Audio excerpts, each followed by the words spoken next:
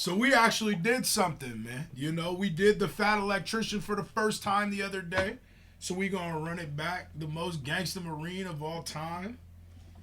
See what my boy talking. Let's see what Tommy Two Guns is talking about, baby. Okay. Let's get it. Prediction now, who would win in a fight? 200 Kung Fu practitioners with melee weapons or one Marine with a machine gun? Today we're talking about the most gangster Marine ever. A man so remarkable that General Lejeune himself would declare him to be the most outstanding Marine of all time. A man that was so fierce on the battlefield that General Smedley D. Butler, one of only 2 Marines to ever receive the Medal of Honor twice, would declare him to be the fightingest Marine he ever knew. Ladies and gentlemen, the only other Marine to receive the Medal of Honor twice, Sergeant Major Dan Daly. Born in New York on November 11th, 1873, Dan Daly would grow. He was born in New York, so you know he's a savage. Come on. You know how we giving it up. You know what I'm saying? Let's go. Sergeant Major Dan Daly. Born in New York on November 11th, 1873, Dan Daly would grow up competing as an amateur boxer as well as working as a paperboy. And while working as a paperboy might seem like the useless details you throw in at the beginning to humanize the main character, in this case it's anything but, because him working as a paperboy would create a butterfly effect through time that would change the US military as a whole. You see, you gotta remember that this is the late 1800s and information and news didn't spread the same way it does today, so working as a paperboy back then meant that he always got the newspaper, meaning that he had more information at his fingertips than 99% of the population. Because of this, he would be able to closely follow the exploits of future President Theodore Roosevelt and his famous Rough Riders all throughout the Spanish-American War. And this would go on to be his inspiration to join the US Marine Corps, hoping that he too would be able to fight in the Spanish-American War. So that's exactly what he would do on January 10th, 1899, when Dan Daly would enlist in the United States Marine Corps at the age of 16 years old, coming in at only 5'6" and 135 pounds. But hey, as the old adage goes, it's not about the size of the dog in the fight, it's about the size of the fight in the dog. You see, the real problem here wasn't his stature, but the fact that he joined to fight in the Spanish-American War, and the Spanish-American War ended on December 10th, 1898, exactly 1 month prior to his enlistment date, but the news hadn't spread that far yet, so he ships off to training anyways. So fast forward, he finishes up training, realizing the Spanish-American War's over, he's kind of like, meh, I mean, the Spanish got off lucky, can't help it. I mean, let's face it, I'm gonna get the action I'm looking for at some point, right? This is America. We've been a country for like 124-ish years at this point, and we've been not in armed conflict for all of like 45 seconds at this point. Surely something's gonna pop up soon. So he ends up getting put on ship duty over in the Asiatic fleet on the USS Newark. And sure enough, like after a month of being there, the Boxer Rebellion breaks out, and guess whose ship is the closest one to be able to respond? Dan Daly. Alright, real quick, oversimplified explanation of what the Boxer Rebellion is in case you have absolutely no idea. At this point in time, China had really just been opened up to the rest of the world, and foreign influence is just flooding in. You have Western businesses going in there trying to make money. You've got Western governments going in there being like, hey, you guys want some democracy? And then you had missionaries going in there also trying to spread Christianity. And all of this influence came so fast, so quick, that a large portion of the Chinese population felt that it was too much, too soon, and they started to push back and started a nationalist movement. Part of this nationalist movement was a bunch of young men that practiced Kung Fu. I feel that though, because that's a lot of change, especially, you know, I mean, we get a little perturbed if just a little change happens now, so I can't imagine at a time with less exposure to things, how a slight bit of change would make a huge difference. Huge difference. Yeah, that's crazy. I feel it. I'm not mad. Started a nationalist movement. Part of this nationalist movement was a bunch of young men that practiced Kung Fu. Now, to somebody from the West, Kung Fu looks an awful lot like shadow boxing, so they just referred to these young men as boxers, hence the term Boxer Rebellion. These boxers got together, started their own little club called the Society of the Righteous and Harmonious Fist, and then proceeded to run around beating the shit out of and or killing every foreign diplomat, businessman, and missionary they could find. And it is at that point that the Marines get sent in. So Private Daly and the rest of the Marines show up to Peking, China, which would later go on to become known as Beijing, the capital of China, at which point they promptly and immediately take over a large legation center on the southern border wall of the city, known as the Tartar Wall. They then gather up all the refugees they can find, get them inside the legation center, and set up a defensive perimeter. Things are going well, now we're just waiting for reinforcements. Problem, hours and hours go by, the reinforcements don't show up, and it's about to be dark out. So at this point, the Marine leadership's thinking like, hey, the reinforcements reinforcements are definitely on the way. They wouldn't just leave us here, which means the reinforcements have gotten lost because, I mean, let's face it, if there was ever a time or a place where the directions of go to the giant building on the big fucking wall wasn't specific enough, it would be in China, right? I mean, they're known for their big ass walls. Right. So they're lost out there. We need to go find them before nighttime. Otherwise, they're going to get ambushed by like 1,000 of these kung fu guys, and they're all going to get killed. So we're all going to leave, go find the reinforcements, and come back. Private Daly, you're going to stand guard here by yourself. Now, I don't know what the logic was behind this. I don't know if it was like, Private Daly, he's the new guy, he can have the shitty job, or if it was like, hey, Private Daly's a new guy, this mission's really dangerous, let's leave him here where it's safe, or maybe they knew he was the main character and that he had plot armor. I have no idea. Either way, Private Daly is now effectively playing goalie for America for all of these refugees. So sure enough, like an hour after all the other Marines leave, yo, playing goalie is insane, and being dolo in a situation where you're with nobody else. I guess I'm crate. Hopefully he's got enough ammo. goalie for America for all of these refugees. So sure enough, like an hour after all the other Marines leave, hundreds of Boxer rebels show up and they're looking for a fight. Now, a couple of them have guns like muskets and stuff, really outdated weaponry. By and large, they're all carrying traditional Chinese martial arts weapons like swords, bow staffs, what have you. Some of them are even just rocking the old meat mittens, but they're looking for a fight either way. And this is shaping up to be one of the most ridiculous battles of all time. I mean, this is the type of stuff you get drunk at the bar and ask your buddy, like, hey, you think you could take on all 300 Spartans if you had a machine gun? Like, that's exactly what's about to go on here. I mean, I'm not going to front, though, just to add to that, because I said this yesterday, getting hit with a bow and arrow is crazy. Because he definitely said they came out with bows, and, man. I feel like that's instant death. Well, hopefully. In the shows, in the movies, it'd be like that. So. If I get hit with a bow, I hope I instantly die, because if it doesn't go out, it's got to come out. You feel me? And I think you would take it out, though. You would have to break it and then pull it out. No, you got to push it through. That's what I mean. Yeah, but the way that they used to do it, they used to like poison the tips. They used to make it where it breaks up like a bullet. I don't know. It ain't looking good for you in the 1800s if you get hit with a bow. It ain't looking good for you in the 2024s if you get hit with a bow. Just don't shoot me with a bow. I'll take a bullet instead. I'll take a bullet for 600, Alex, you know?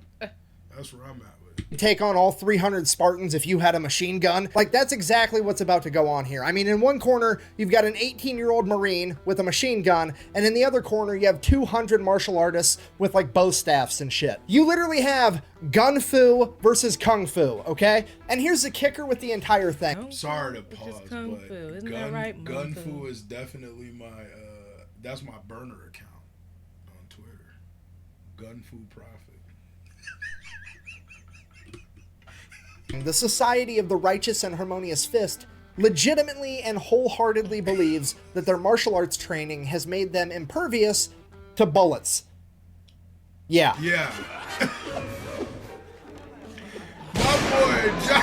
So this entire horde of Kung Fu fighters just starts running at Daly as fast as they can as he opens fire with his machine gun, and they fight well into the night. The rest of the Marines are a couple miles away. They found the reinforcements, but now it's too dark for them to travel in this rioting city at night safely, so they've adopted a little defensive position, and they're just holding position until daylight. They're literally forced to just sit there and listen to the machine gun fire and the yelling and the screaming and machine gun fire, and then suddenly the machine gun runs out of ammo, and then there's bolt-action rifle fire, bolt-action rifle fire. He gets the machine gun reloaded. There's more machine gun fire, and this goes on for hours, and then it progressively just gets slower, and there's less machine gun fire and less screaming and less machine gun fire and less screaming, and then suddenly it just stops.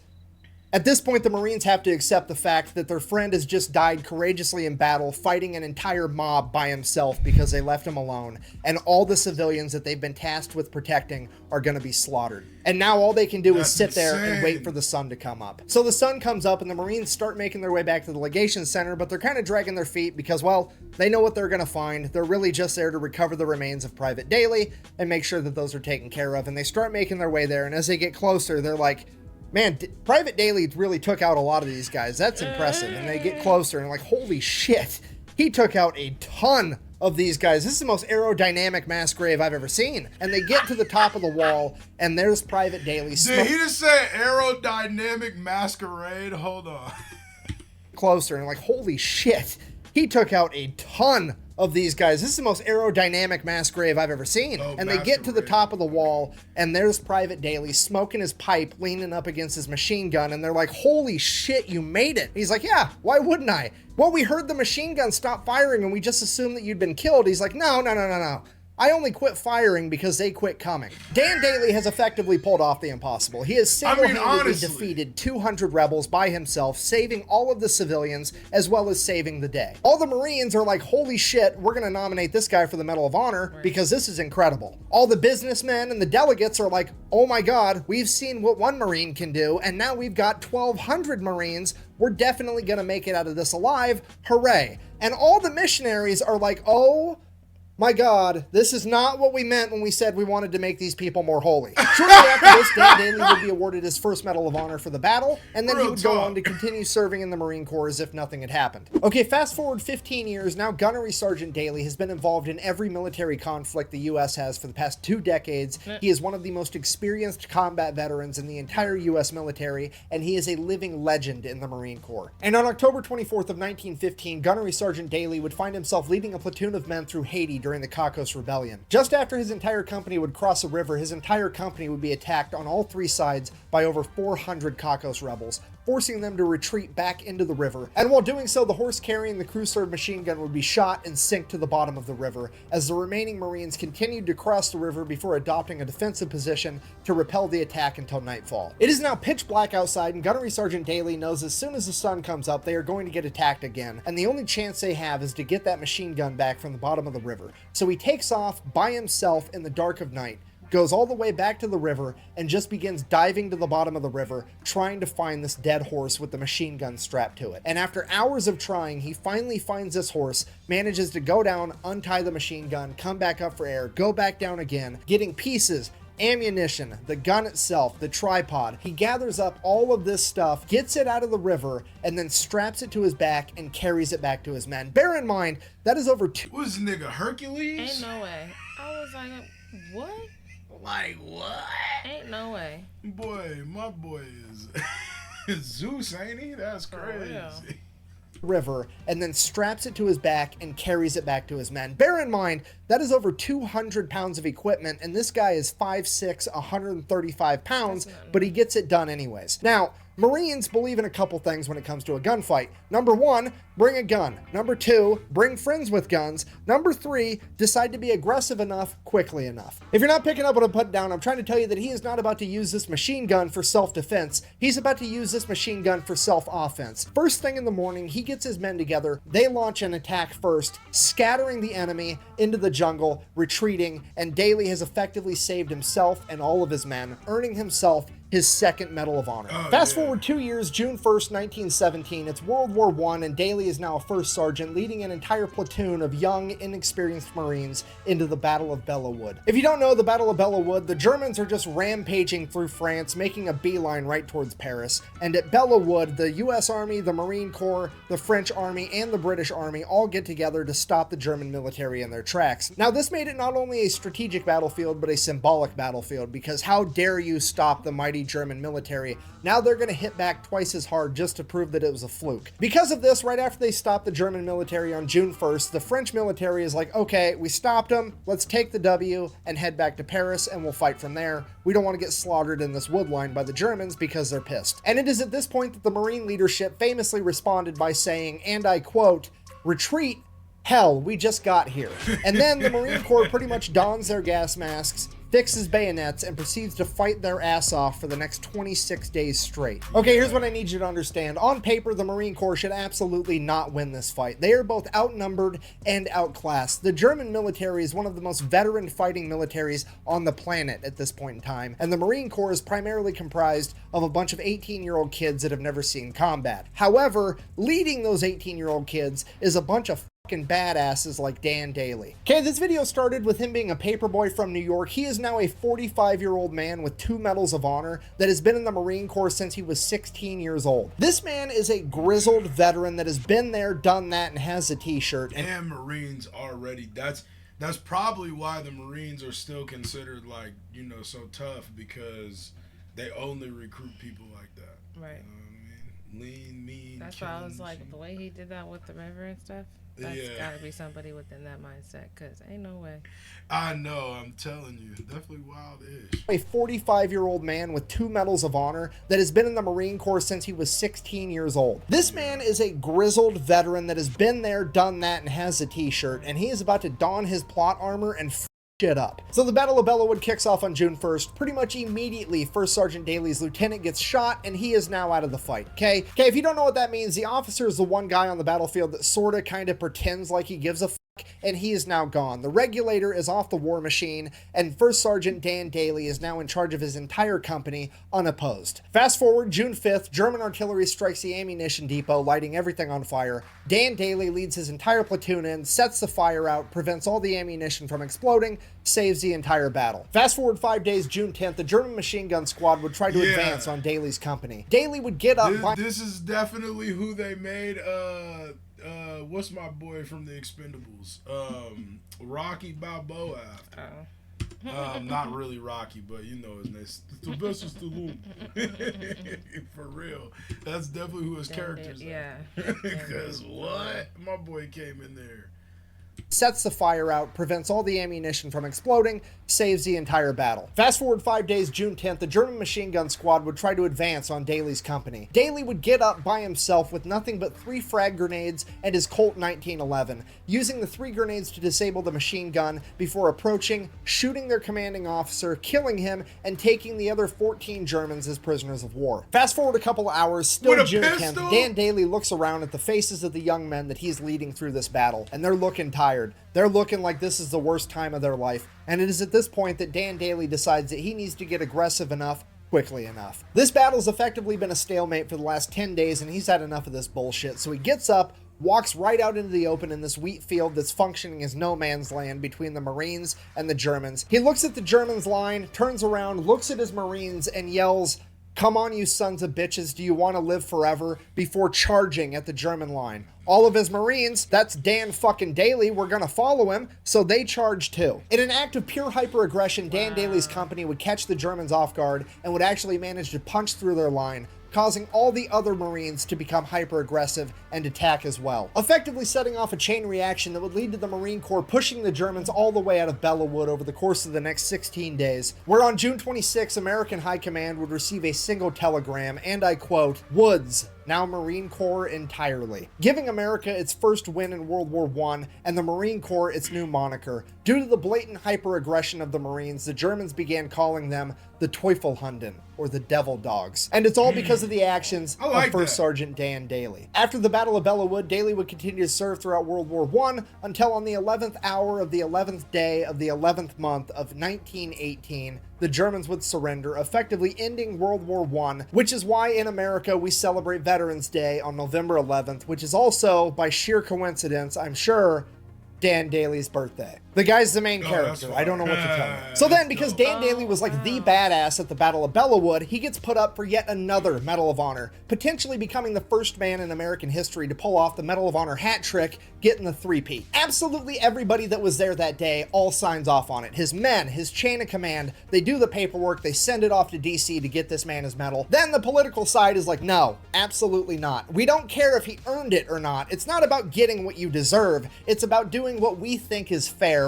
and we don't think it's fair that he should get 3 medals of honor, so we're just not going to give it to him because we said so. Go yourself. So instead, they go ahead and they give him the Distinguished Service Cross and the Navy Cross, which, if you don't know, both of those are like tied for the second highest military honor, because apparently second plus second equals first, I guess. Anyways, so he gets those instead. And then, bear in mind, this is 1919, right after World War I. Like a month later in 1919, the military creates a new law that you're only allowed to earn 1 Medal of Honor. Okay, Dan Daly is so Gangster, they literally had to change the rules on how many times you're allowed to achieve the highest honor in the military. After World War I, he would retire as a sergeant major, having turned down becoming a commissioned officer on multiple occasions, citing that he would rather be an outstanding sergeant than just another officer. He would then go on to work as a bank security guard, where for 17 years he would be the living embodiment of the world's shittiest lottery ticket for anybody dumb enough to try to rob that bank. Could you imagine just being some bank robber trying to get some quick cash and you run into the most gangster Marine of all time? Okay, I'm just gonna throw it out there. He didn't retire from being a bank security guard until 1936, and John Dillinger's bank robbing spree was from 1933 to 1934. So for a couple of years there was a significantly greater than 0% chance that the world almost got the ultimate clash of the bank robbing gangster and the most gangster Marine to ever live. Fire. And I'm gonna go ahead and write that down in my book as the coolest thing to never actually happen. In conclusion, Mark Twain is frequently accredited with the famous quote, "It's not about the size of the dog in the fight, but the size of the fight in the dog," when in reality it wasn't Mark Twain that said that first. It was actually Dwight D. Eisenhower, 5-star Army general and the 34th President of the United States, somebody that would have known good and well who Sergeant Major Dan Daly was. And I think that maybe, just maybe, he had that 5'6", 135-pound devil dog on his mind when he came up with that quote. Thanks for watching. Best way to support the channel is go buy some merch at thefatelectrician.com. Quack bang out. I cannot believe that my favorite character from Starship Troopers is actually based off Dan Daly, and I had no idea. Come on, you! Hey, you want to live forever? I didn't know that either. And I give the best. Here's the beer. Fire. That's crazy. Yeah, nah, Did definitely. not know. Why don't the schools teach us this crap? Like, this Far is good from it. information We to learned more about World War II than we did World War I. True, but I'm like, it's just good information. Ain't nothing bad about it. Why, I don't know. It's cause, man, political, baby. They only want us to know so much. If everybody knew everything, we'd all be smart. And that would be rough, because then who's dumb if everybody's smart? We need dumb people. We need them. Okay. For real. Run it up. Drop a like, man. Run it up. Y'all did something on that last one, so we gonna, keep Do going. what we do. Hit that like button. Roll to 50K. Let's get it.